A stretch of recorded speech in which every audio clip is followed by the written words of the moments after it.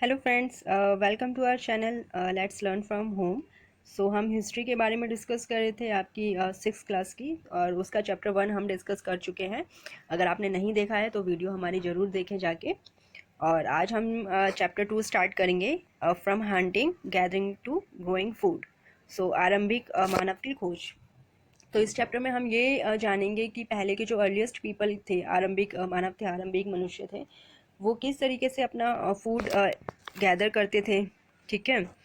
और किस तरीके से वो अपना खाना जैसे जुटाते हैं, वो किस तरीके से जुटाते थे, किस तरीके से वो रहने की जगह खोजते थे, और क्या क्या वो रिसोर्सेज देखते थे जब भी कोई रहने की जगह को वो चूज़ करते थे, और किन तरीक़ों से वो टूल्स अपने बनाते थे और किन तरीक़ों का वो टूल्स यूज़ करते थे, तो उनके बारे में हम जानेंगे।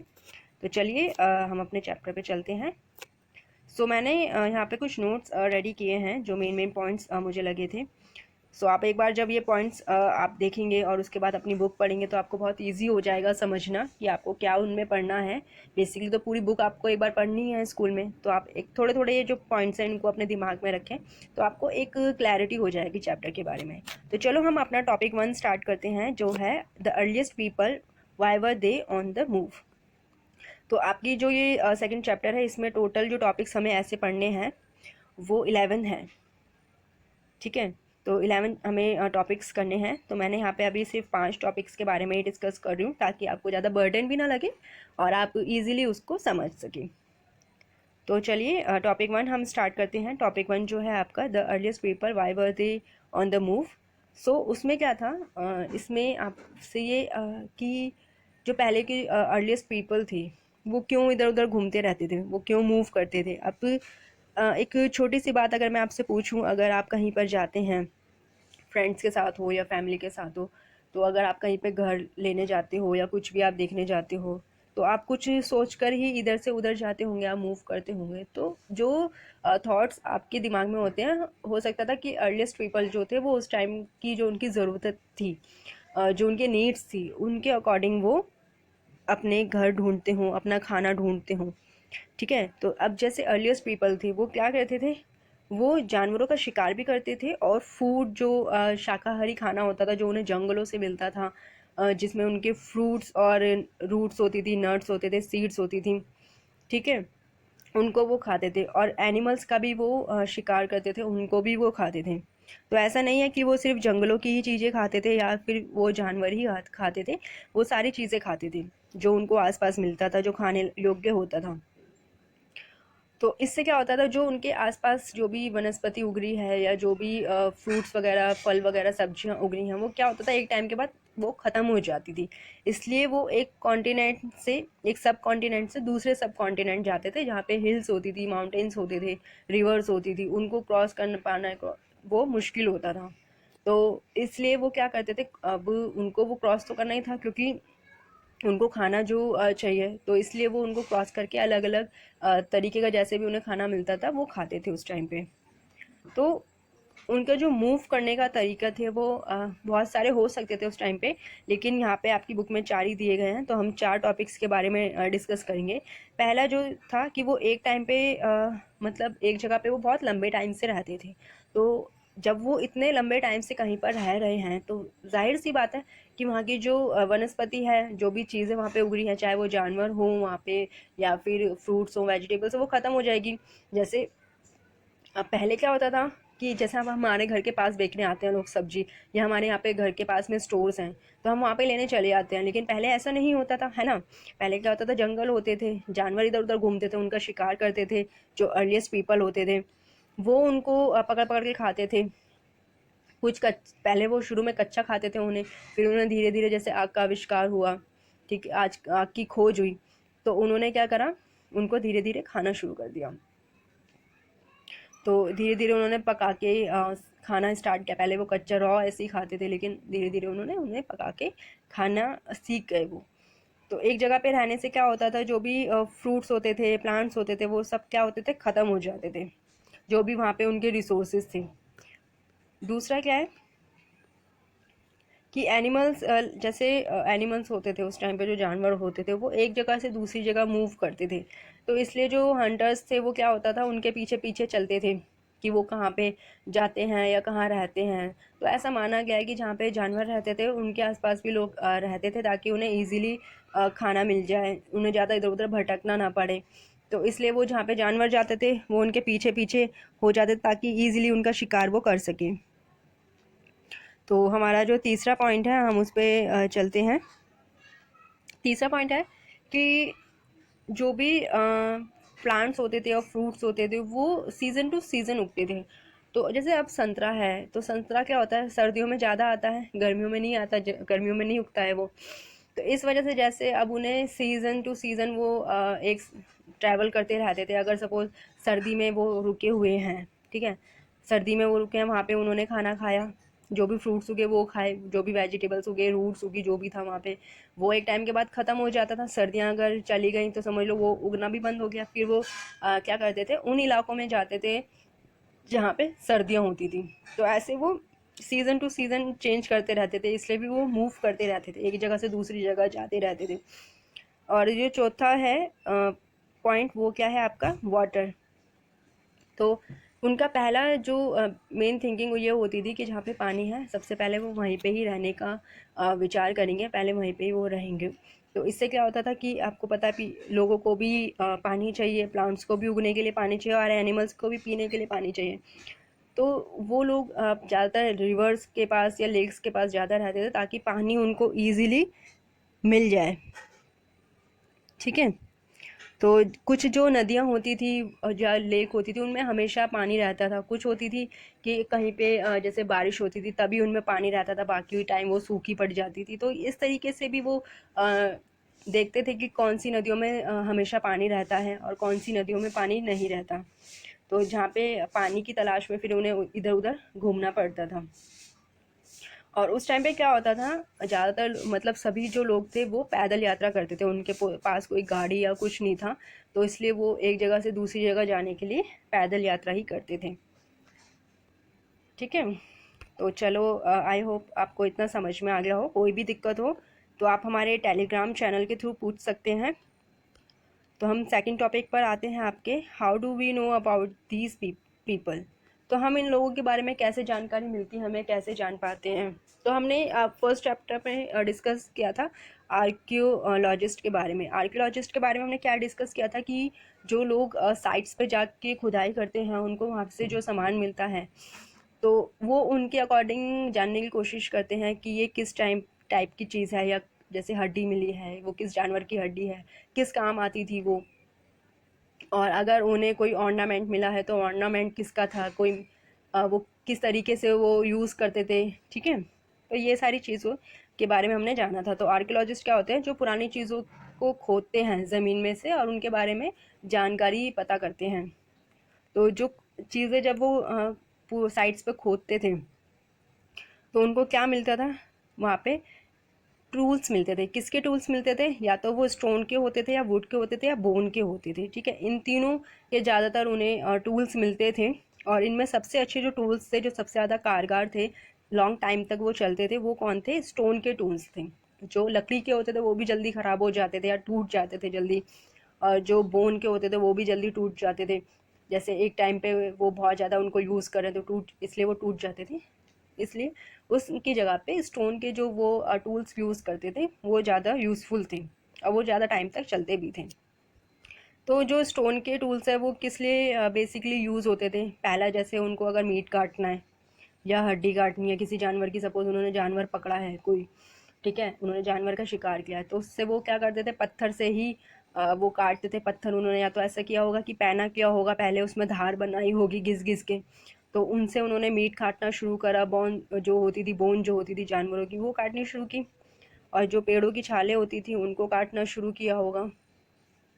फिर उसके बाद वो उन्होंने फ्रूट्स जो होते हैं, रूट्स होती है, उनको चॉप करना शुरू किया, ठीक है। तो स्टोन जो टूल्स होते थे वो किस लिए यूज़ करते थे, मीट को काटने के लिए, बोन को काटने के लिए, और स्क्रैप बार्क, पेड़ों की जो छालें होती थी उनको काटने के लिए वो यूज़ करते थे, फ्रूट्स को और रूट्स को चॉप करने के लिए यूज़ करते थे।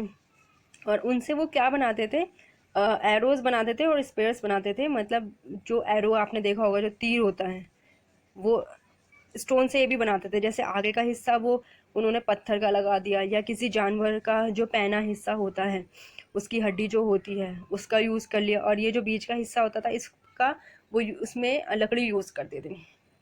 तो भाला बनाते थे वो, भाले में भी ऐसे ही करते थे, या तो ये पत्थर का होता था या फिर किसी जानवर के जो नुकीली हड्डी होती थी या उसको घिस के नुकीला बनाया जाता होगा, तो आगे ये चीज़ में यूज़ करते थे, और जो ये चीज़ थी उसकी जो मेन जो पीछे का हिस्सा होता था उसको वो लकड़ी का यूज़ करते थे, ताकि वो उठाने में भारी भी ना हो और फेंकने में वो ईजिली उसको फेंक सके। ठीक है फ्रेंड्स, तो टॉपिक 2 हमारा हो गया। टॉपिक 3 में हम देखते हैं कि कैसे वो, हमने चलो अब खाने की बात कर ली कि खाना वो जो, अगर वो खाने की तलाश में घूमते थे पहले किस तरीके से घूमते थे, हमने वो 4 रीजंस के बारे में भी जान लिया। फिर हमने ये जान लिया कि वो किस तरीके के टूल्स यूज़ करते थे, ठीक है, और हम उनके बारे में कैसे जानते हैं, तो हमने ये भी पढ़ लिया। तो अब हम नेक्स्ट देखते हैं टॉपिक 3। हमारा टॉपिक 3 है choosing a place to live in, मतलब वो रहने के लिए जगह कैसे सोचते थे।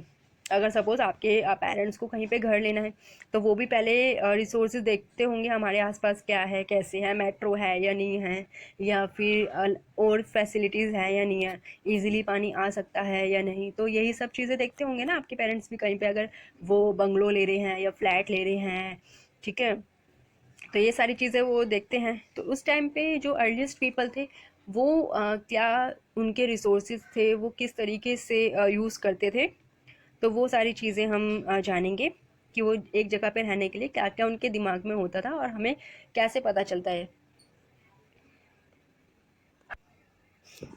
तो जो साइट्स होती हैं उन पे आर्कियोलॉजिस्ट क्या करते हैं, वो खोदना शुरू करते हैं, ठीक है, उनको वहाँ पे जो भी अवशेष मिलते हैं, जो भी अवशेष मिलते हैं उनको, जो भी अर्लीस्ट पीपल थे जो हंटर गैदर्स से यूज़ करते थे स्टोन के टूल्स या जो भी चीज़ें उस टाइम पे, तो वो उनको मिलती थी। तो क्या होता था, जो अर्लीस्ट पीपल थे या हंटर गैदर्स थे, वो जो रहने की जगह थी वो कैसे चूज़ करते थे, जहाँ पे पानी अवेलेबल हो, मतलब वो ज़्यादातर पानी के किनारे रहना पसंद करते थे, जैसे रिवर हो गई या लेक्स हो गई, तो इजीली ताकि उनको पानी मिल जाए। तो यहाँ पे एक साइट का नाम है भीमबेटका।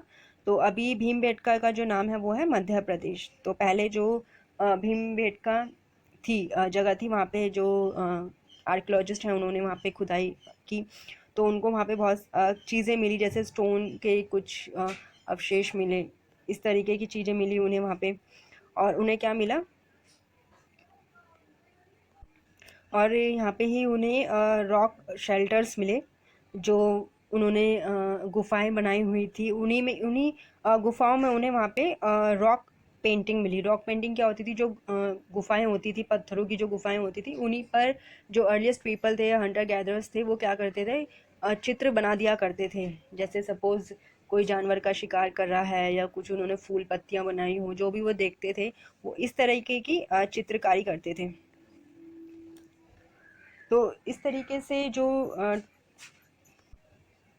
तो इसी तरीके से जो रॉक शेल्टर्स थे वो कहाँ पे बनाए हुए थे, ज़्यादा नर्मदा वैली के पास थे, ठीक है, तो नर्मदा जो घाटी है उनके पास ज़्यादा ये सब पाए गए हैं। तो रॉक शेल्टर्स वो क्यों बनाते थे, ताकि उन्हें धूप बारिश और सर्दी से वो बच सकें, आराम से इजीली रह सके, क्योंकि घर में लोग क्यों रहते हैं, ताकि वो धूप बारिश इन सब चीज़ों से बच सके, और बाकी जो जंगली जानवर होते थे वो उनसे भी बच के रह सकें। तो नेक्स्ट जो हमारा टॉपिक है, फोर्थ टॉपिक, उस पर चलते हैं हम, फाइंडिंग आउट अबाउट फायर। तो आग की जो जब उन्होंने खोज की तो वो किस तरीके से पता चलता है कि उन्होंने आग की भी खोज की होगी, आग का वो यूज़ करते थे, क्योंकि वहाँ पे जो राख थी उसके कुछ अवशेष मिले हैं, जो कुरनुल केव्स हैं, जो कुरनुल गुफाएं हैं, कुरनुल में गुफाएं जो मिली हैं, तो वहाँ पे कुछ राख के अवशेष मिले हैं। तो इस वजह से पता चलता है कि वो आग का भी यूज़ करते थे। आग का वो यूज़ किस लिए करते थे, ताकि वो जो खाना है उसको वो पका सकें, लाइट के लिए वो यूज़ कर सकें, ठीक है, जो मीट है उसको वो पका सकें, और जो जानवर थे उनसे भी बचने के लिए वो आग का यूज़ करते थे, ताकि जानवरों को डरा सकें अगर वो उन पे हमला करने की कोशिश करें। तो इस तरीके से आग का यूज़ वो किस कामों के लिए करते थे, लाइट के लिए तरीके से भी करते थे ताकि रोशनी रहे रात में, मीट रोस्ट करने के लिए भी, और जानवरों से बचने के लिए भी वो आग का यूज़ करते थे। तो यहाँ पे जब मतलब काफ़ी टाइम से लोग रहने लग गए थे तो उन जगहों को आवासीय या फिर उद्योग स्थल कहते थे बेसिकली। ठीक है, तो यहाँ पे मतलब ये भी पता चलता है कि हंटर गैदरर्स आग का भी यूज़ करने लगे थे, ऐसा नहीं है कि वो लोग आग का यूज़ नहीं करते थे। तो जिससे कि जो खतरनाक जानवर थे उनसे भी वो बच सकें, और प्रकाश के लिए भी वो एक तरीके से काम होता था फायर का।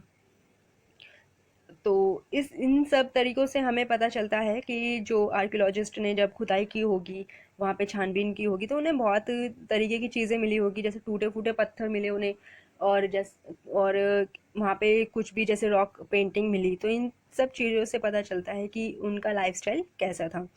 टॉपिक 5 पे चलते हैं हमारा, चेंजिंग इन्वायरमेंट। तो चेंजिंग इन्वायरमेंट में क्या था, 12,000 ईयर्स अगो, मतलब 12,000 साल पहले जो है जलवायु गर्म होने लगी थी, जिसकी वजह से घास भी ज़्यादा उगने लगी थी। बाकी जो जानवर थे वो जो जानवर थे जैसे शीप हो गई, गोट हो गई, कैटल हो गई, ये सारे जानवर जो हैं ज़्यादातर घास खाते हैं, तो ये घास पे ही सरवाइव करते थे। तो हंटर और गैदरर्स क्या थे, इनको फॉलो करते थे, तो जहाँ पे भी घास ज़्यादा उगती थी तो ये जानवर वहीं पे जाते थे। तो इन्होंने उनको पालना भी शुरू कर दिया इन जानवरों को, क्योंकि इनसे पालने से वो अपना किसान वाला भी काम करवाते थे, जैसे खेत जुतवाना हो वैसे भी, और इनको वैसे जैसे पाल के, जैसे शीप से उन्होंने उनको ऊन वगैरह मिलती होगी, या गोट का या गाय वाय का वो दूध निकाल कर पीते होंगे उस टाइम पे, तो इसलिए उन्होंने इन जानवरों को पालना भी शुरू कर दिया था। फिर इसी तरीके से उन्होंने वहाँ पे फ़िशिंग करना सीखा होगा, कि फ़िशिंग करके वो उनको भी खाना शुरू कर दिया होगा, या फिर जैसे आसपास जैसे तालाब होता था, नदियाँ होती थी, वहाँ पे उन्होंने फ़िशिंग स्टार्ट कर दी होगी। तो इस तरीके से क्या होता था, जब वो उनके बहुत सारे रीजंस होते थे, क्योंकि उनके पास उस टाइम पे जो रिसोर्सेज आज हमें मिल जाते हैं, जैसे सपोज बैठे बैठे हमें सब कुछ मिल जाता है, तो उस टाइम पे उनको वैसे वो सब चीज़ें नहीं मिलती थी, उन सब के लिए उन्हें बहुत ही स्ट्रगल करना होता था। अगर आपसे बोला जाए आपको दूध लेने के लिए 4 किलोमीटर पैदल चल के जाना पड़ेगा, तो आप तो पहले ये सोचेंगे कि 4 किलोमीटर पहले मुझे चल के जाना पड़ेगा, उसके बाद मैं जब दूध लूँगा, ठीक है, तो दूध लेके मुझे 4 किलोमीटर चल के फिर वापस आना भी पड़ेगा, तो ये आपका 8 किलोमीटर हो गया। तो उनके टाइम पे भी बहुत ज़्यादा स्ट्रगल था, कि एक नदी को पार करने में भी उन्हें टाइम लगता था, किस तरीके से वो करते होंगे, क्योंकि धीरे धीरे ही डेवलप्ड हुई हैं चीज़ें, एकदम से नहीं हुई है। तो ये बहुत मतलब आप जब इसको खुद से एक बार पढ़ेंगे तो बहुत चीज़ें आपको इसमें जानने को मिलेगी, और भी चीज़ें हम डिस्कस करेंगे आगे चैप्टर में, मैं बाकी के पॉइंट्स आपको भी समझा दूंगी। तो क्या होता था उस टाइम पे, ऐसे जनरली उनके जो चीज़ें मिलती थी आर्कियोलॉजिस्ट को, तो उनसे पता चलता था कि वो उनका जो जीवन है किस तरीके का था, किस तरीके से उन्होंने सरवाइव किया उस टाइम पर भी। तो और भी आपके पॉइंट्स जो है मैं डिस्कस करूँगी नेक्स्ट वीडियो में। तो अगर आपने अभी तक हमारा चैनल सब्सक्राइब नहीं किया है तो हमारे चैनल को सब्सक्राइब कीजिए, लाइक कीजिए, और हमारी जो आइकन है बेल आइकन उसको प्रेस कीजिए, ताकि आपको अपडेट्स मिलते रहें। Thanks for watching.